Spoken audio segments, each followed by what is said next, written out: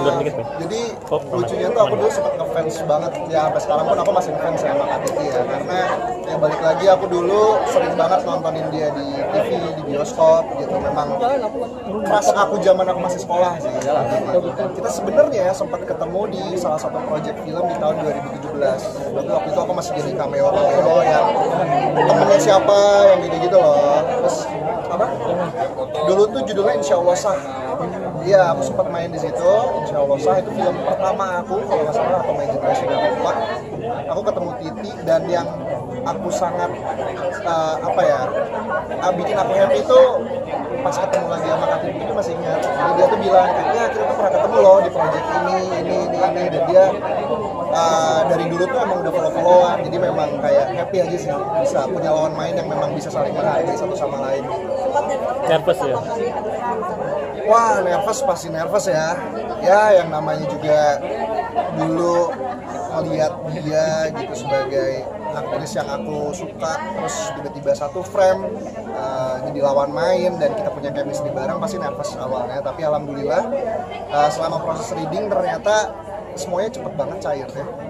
Terus lucunya lagi ternyata kita saudara jauh, jadi dia tuh sepupu jauh aku gitu loh. Jadinya memang bertakdir kali ya kita ditemuin lagi di project ini, ternyata kita saudara jauh juga. Dan ya tapi sih aku sangat beruntung sih bisa ketemu Kak Titi. Ini sempet ngomong nggak pas ketemu lagi, Kak, gue ngefans sama lu dari dulu sejak SMA. Ngomong gimana ya? Sempet Gimana gue ngomong kayak, Kak, gue tuh ngefans banget tau dari dulu sama lu semenjak ADC, kata gue gitu kan.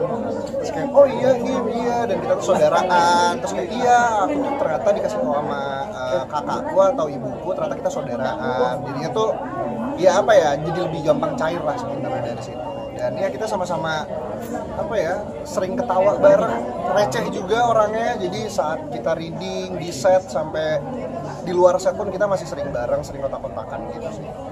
Dan lucunya tuh Kak Titi tuh sering banget kayak curcol. Jadi misalkan kita ada satu scene gitu, terus dia ada yang ngeganjel gitu, dia pasti ngechat aku kayak panjang banget chatnya Kak Titi tuh kayak, Kim sorry ya banget ya tadi bla bla bla bla bla bla bla bla. Jadi kita sering sharing bareng lah gitu. Sampai kemarin ternyata Titi itu udah sempat nonton previewnya sebelum jadi. Terus dia ngirimin review panjang banget, kayak wah Titi gokil sih, kata aku nih orang emang dedikasinya tinggi banget dalam sebuah project. Selain itu kan juga ada Naysila Mirdad juga yang juga udah senior di acting. Lu gimana ngadu acting sama dia? Happy juga, aku juga merasa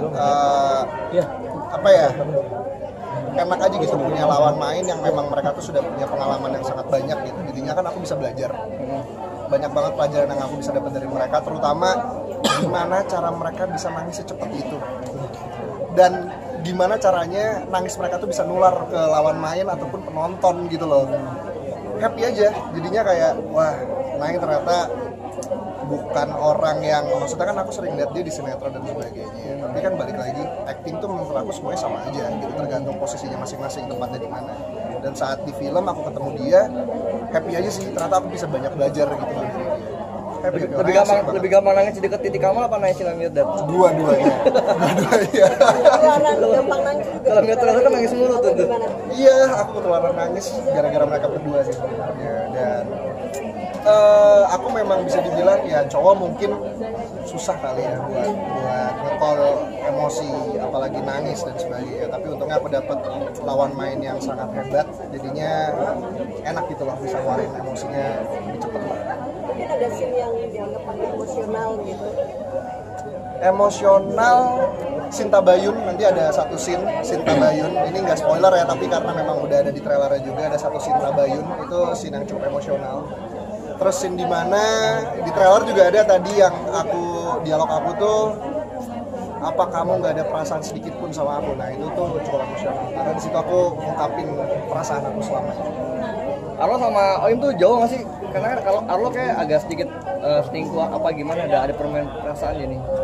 Arlo, jadi gini, aku itu kalau misalkan mau mengambil suatu project atau suatu karakter, pasti aku lihat dulu nih karakternya seperti apa, apakah ada kesamaan atau enggak. Nah aku tuh tipe orang yang seenggaknya ada satu kesamaan yang bisa aku mainin di karakter ini gitu. Dan ya kalau perbedaannya sih bisa dibilang perbandingan 80-20 ya.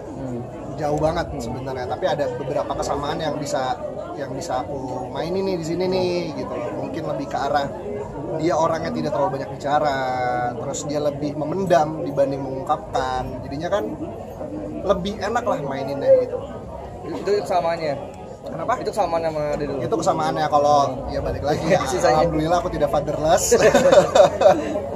Aku masih punya orang tua yang sayang sama aku, yang lebih membebaskan aku untuk mengambil suatu keputusan, jadi ya sangat jauh sih sebenarnya sama aku.